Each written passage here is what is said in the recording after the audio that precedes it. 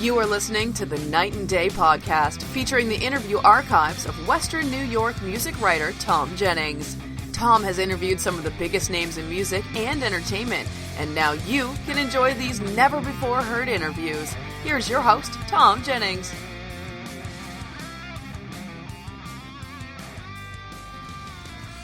Well, hello everyone, and welcome to Night and Day.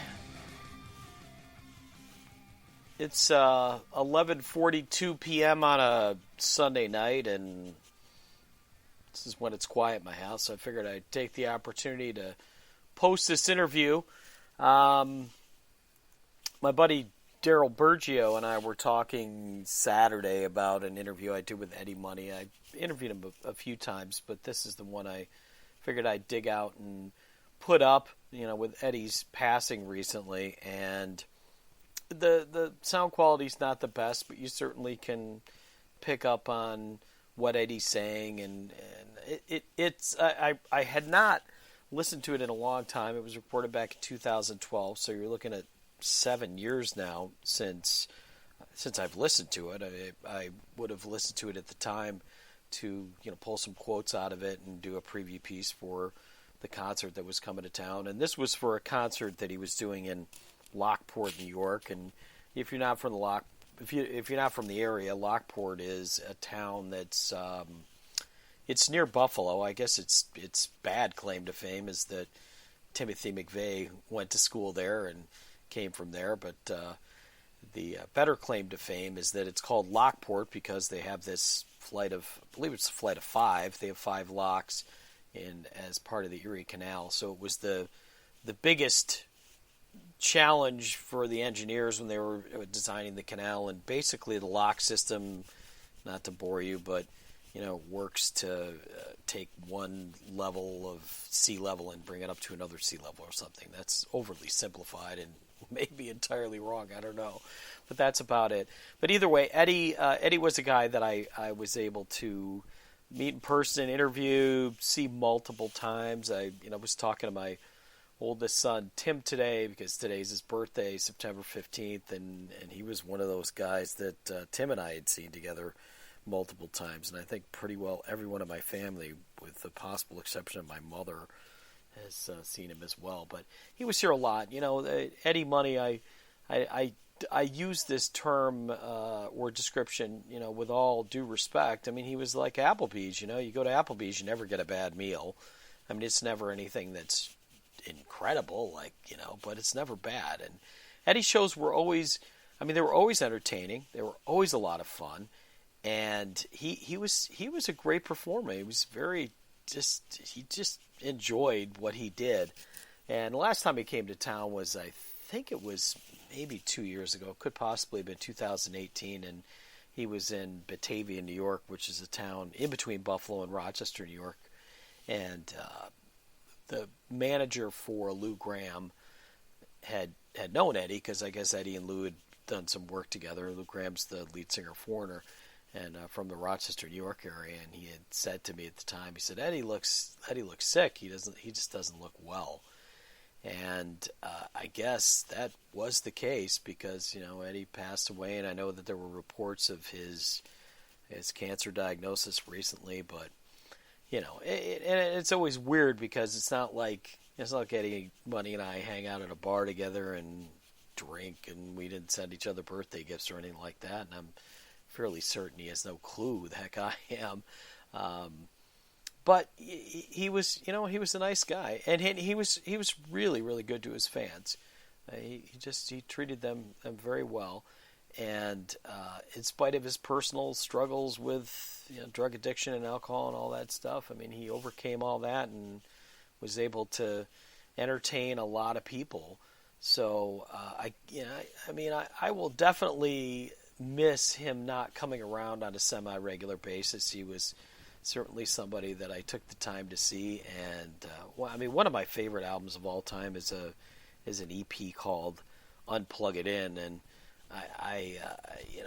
that album never gets old. If you've never heard it, it's just absolutely fantastic. So get a hold of that. It's got some acoustic versions of 2 Tickets to Paradise and give me some water, things like that. But I won't continue to talk because the reality is you're going to have to listen to me talking to Eddie, and this is a very conversational kind of, drippy interview and all that kind of stuff. But I think it's fun. I think it's entertaining. Hopefully you will as well. So if you've made it this far and you're not asleep yet, you're probably listening to it recorded because there's nobody listening to it live. Here we are. Eddie Money, and I'll check back with you at the end of this thing once it posts.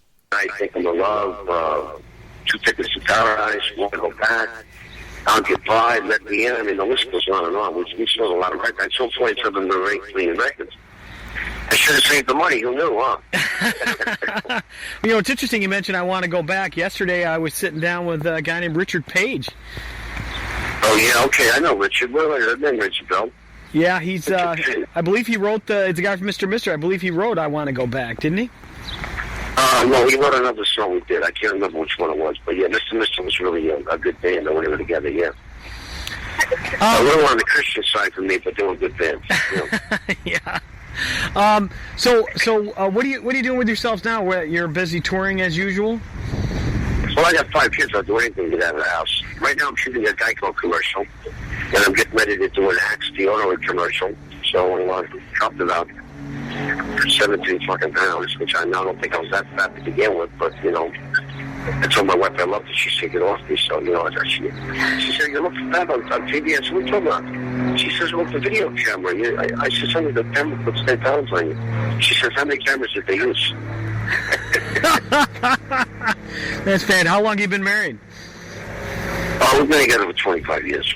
We got married in 1994, and the kids started Catholic school, and we had 2 different last names. We got married down in Mexico in Puerto Vallarta. At the Winter Plate, my wedding. That was a lot of fun. By the way, I'm doing a tour with Hank the Winter with Todd Rundgren coming up, the Shingle Bell Rock Tour in November, December. That should be good. Oh, that's that's huge news. I'm actually a very big fan of Todd. I've seen him 115 times, and I'm going to see him tonight with Ringo. And it's me. And I love that. Why can't we be friends? What a great artist. Really one of them. And he lives in Hawaii, though. He must be flying home every week. I'm going, Jesus Christ, come on, I'm not going to be Joe. Well, what are you going to see? What are you going to see him tonight, Todd? Niagara Falls, Ontario. They did the Ringo's All-Star Band. Just did a whole press conference. He's got Steve Lukather, Richard Page. Oh yeah, Steve Lukather played guitar for me too. He's a great guitar player. Yeah. Yeah, really nice guy too. Yes, he is. He's screwed out of a man. Mark Rivera was there. I think he's another Long Island guy, isn't he? Or maybe he's Jersey. Yeah, I've known Mark for years. Yeah, good people, man. I'm telling you. But I want to have Todd. Let me know how Todd sounds live. I think he should probably sound great. Who knows? I just saw him 2 weeks ago. I know Ringo too, because I went to some spiritual, meetings with Ringo. When I told them yes, was bringing up where you were in, but we're in we're one of the big blue book boys, Oh, wow. I'm in a spiritual program, but, I'm in AA, but you're not supposed to say, you're not supposed to share the fact that Ringo's in LA. Ringo's good people. I love the guy that, it's fantastic. Yeah. All right, I'll make sure that doesn't, the part about the AA doesn't get in. I mean, why is, if you think about it, why is John Lennon really dead to begin with? He was too tall and he went to Yoko. Don't put me on that either. That's my brother works for Yoko, and also please leave that joke out. Also, please. Absolutely, my friend. Yoko's always been very good to me too. So I've got no complaints about that. Well, if we could talk a little bit about, actually, I'll run this by you first because you're part of our local folklore here in Lockport. There was a state senator guy by the name of George Maziarz, and he was introduced to you as a politician, and you mentioned to him that when you go in to vote that you drop your drawers because you're going to get screwed anyway. I mean, I'll have to paraphrase that, but it's a story that's been told throughout Lockport for the last 2 years. Fantastic. I love that. That's pretty cool. Well, yeah, what, tell you the truth, I'm anything a good press, you feel like you know what you're talking about, and we're going to be doing a show out that way, right? Yes. Yeah, that's good. Well, when is that anyway? Coming up, isn't it? It's the first Friday of July. I think it's like the 6th. Yeah, it's on the book. Matter of fact, everybody's calling. Everybody wants free tickets. You know that. All my friends are giving me a call. Come on, give me it for nothing. And I also got a song out called One More Soldier Coming Home.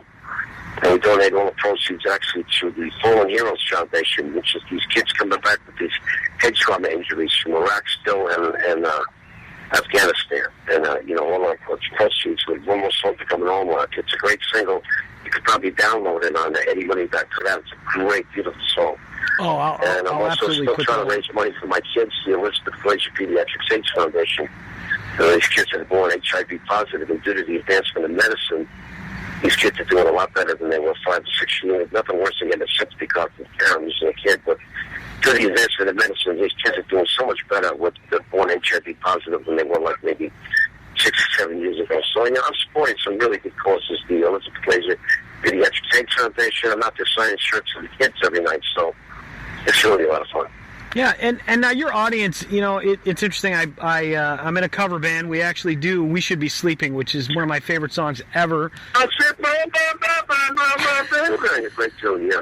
Yeah, when we were rehearsing it, I had the hardest time getting that part down because your timing on it is it's just so unique, and it's one of. I think it's like a lot of your songs. People think that in some ways they sound simple, but boy, I mean, you got a lot of stuff going on in the songs that you perform. Well, the secret to success, I think, is phrasing. I mean, people say to me, I got put up some of the best phrasing in the business. I would not going to disagree because half the time I don't know what the hell they're talking about. But I guess phrasing, I grew up listening to James Brown and Otis Redding and Mitch Ryder and the Detroit Wheels. And those are my people.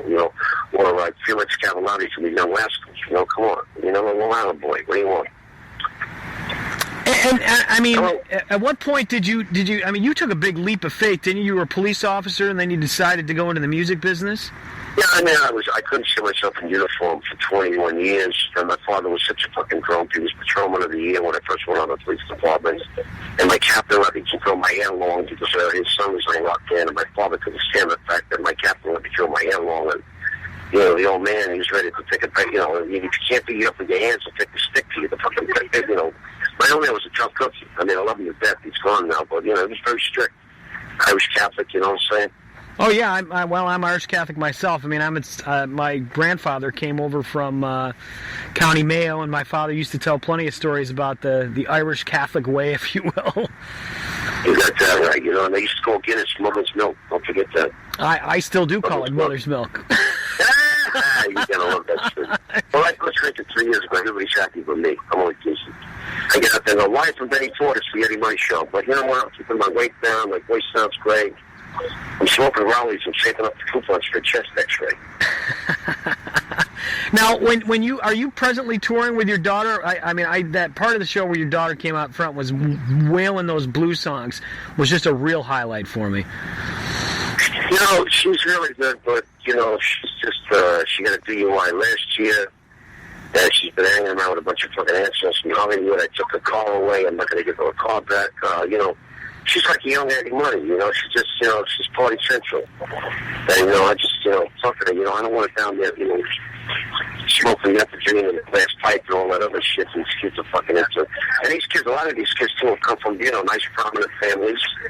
The husband, the fathers are CPAs and lawyers and, people in the business. And, there's a real problem with that methadone out there. These fucking kids, that's not like when we were kids and we were smoking pot, maybe snorting a little cocaine back in the 80s, but this methadone, this shit thing, and they smoke that shit in the pipe. I don't know what the fuck is going on, but, I test my daughter all the time, and, I'm trying to save her life, you know what I'm saying? Yeah, no, that's very tough. I actually, I'm a full-time teacher during the day, and I work with at-risk youth, and I tell you, the drugs that these kids are using today are just absolutely ridiculous. It's ridiculous, they're taking that Vicodins out of the parents' freaking Percocets and Vicodins still in the parents' closets, and it's nuts.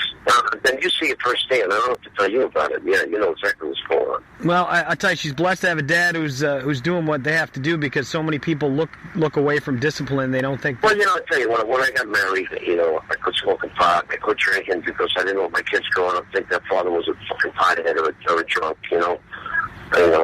went back to church, and do everything again to teach these kids to learn. But now, all these kids, in California, they get their medical marijuana cards, for Christ's sakes. They're 19, 20 years old. They got permission to smoke pot because they don't want to stick these kids in jail with all these fucking people that are robbing fucking banks and beating up their wives. And, for half a joint they find on the ashtray and they're fucking cheap, So, I don't know. Kids these days, I'm just trying to keep the kids straight. And my kid goes to Berkeley School of Music. He was in Berkeley School of Music. He's a genius.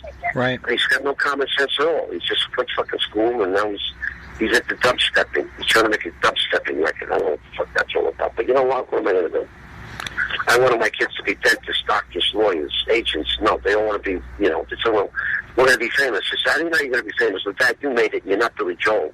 That's a lot, Well, and I mean, I think that kind of leads nicely into the next question. I mean, it really isn't all that easy to become famous. I mean, you had some timing. Well, yeah, and everything that was on the internet. I was sitting around the other day, and I get on stage. I said, I'm sorry I drank that quart of vodka. I'm trying to give you a good show. And I was only teasing the audience. And the next thing I know, it was all over the internet. My mother-in-law calls me up. Is Eddie drinking again? I can't believe it. He's all up the wagon. I go, what the fuck are people talking about? I was sitting around on stage and I'm sorry I drank that quart of vodka trying to get a good show. Somebody filmed it and put it on the fucking internet. I wasn't drinking. I was sitting around with the audience, But yeah, I mean, you've been performing at a very high level for a long time, though. I mean, Oh, yeah. I mean, I opened up the Rolling Stones. I played with The Who. I played with Fleetwood Mac. I played with Steve Miller. I played with Jay Giles. I played with April Wine. I played with Peter Frampton.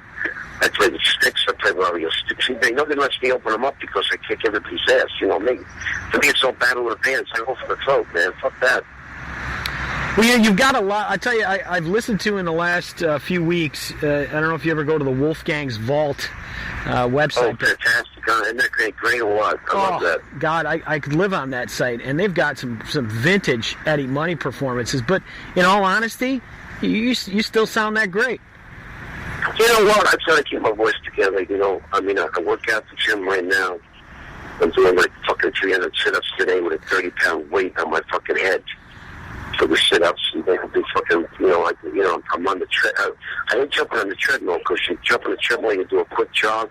It says you're burning 150 calories in like 50 minutes. I had 2 fucking Cokes before I even jumped on the fucking thing. What are you talking about? It's crazy. Yeah. But it goes a long way to keeping you where you are. You gotta watch. The doctor said to me, you could be pre-diabetic. I said, I haven't had a drink in like 3 years. He says it's all the pasta, it's the cake, it's the candy, it's the cookies, it's the icing, it's the fucking potatoes. He says, I don't want you to eat potatoes anymore. I want you all, what am I talking about? I still don't even validate, for Christ's sakes. Yeah, wow. That's... Your stock day. So you ain't gonna lie. It cost me $45 to see you for an hour. You ain't even valid. You need to fuck alone. All right. Well, I don't want to take up too much more of your time. I really appreciate... Well, I appreciate the phone call, and I tell you, tell everybody I got 2 tickets, but I'm taking everybody. Come on down and do some shaking with the money, man. Eddie says, come on down. Eddie says, come down and do some shaking with the money, man. I got 2 tickets, but I'm taking everybody. I tell you, what an amazing song. Would you mind just closing about, when you wrote that thing? Because that is a timeless classic. I mean, you've had so many other hits after it, but that one still just really resonates with everybody. Which one is that? 2 Tickets to Paradise. I mean, were you... I wrote that song actually about a girl I was going with to college. And she was an alpha feed, and she's a very famous sorority, and her parents had a lot of money. And her parents thought that she was living in sorority house, but she was actually living with me for 2 years and driving her mother's car. She'd been to States, so much shit like that. And every weekend, her mother would take her to, to meet somebody like a CPA or a young doctor or, marriage counselor, trying to get away from me. And I wrote the song Tickets to Paradise actually about taking the bus ride, the Greyhound bus ride through the fucking Redwood Mountains up there in Modesto, going up to the, 2 Tickets to Paradise to me was like a Greyhound. I mean, 2 tickets up there could be anything, but to me it was like in those days, like $25 bus ride to go up to Arcadia, which is up in Northern California. 2 Tickets to Paradise was, to me, was like, going to the Redwoods in Northern California, Wow, that's amazing. I had no money to take my girlfriend to Hawaii or to kill, it was. I mean, Jesus Christ. That's amazing. Every time I've heard that song, it reminds me of when I was a kid and having 2 tickets to the best concert around. Hey, There you go, boys. I appreciate it. You know, I tell everybody I got 2 tickets, but I'm taking everybody. Well, thanks for a great interview. I'll tell everybody we're going to give them a great show, and I love, that's a great section of New York, the Postman, New York Dog. We come out, we do Baby Old Arm, we open up, we do Endless Nights, we do Want to Go Back, we do, we used to do We Should Be Sleeping, we're going to put it back in the set again. Oh, I tell you, if you did that in Lockport, I'd be very happy. Shoot yourself and shoot your heart. That was great. It's also yeah, I sing it, I still sing it about 3 days a week in rehearsal, so. Yeah, that breakdown section is very tough. On FM radio, that was a big hit for me. I mean, everybody used to love it, but, plus we made a great video on it, too. Oh, yeah, that's a fun video where you're kind of wandering around and everything. But, yeah, it's a great song, man. I love singing it. If you ever get a chance to go on YouTube, I've got my version up there on there. It's I'm proud to sing really? it. Oh, I'll check that out. Yeah, that'd be very cool. Do me a favor. You'd have to tell what number one. Did I call you? You called me. Yeah, you called me. Text me over that thing. Text me over that video to singeranymmoney@gmail.com. Okay, that would be great, man. I'd really appreciate you looking at it. Hey, why don't you guys singeranymmoney@gmail.com. Okay, well, Eddie, great. I can't wait to see you soon. It's going to be a great show. I promise you that. Oh, it always is.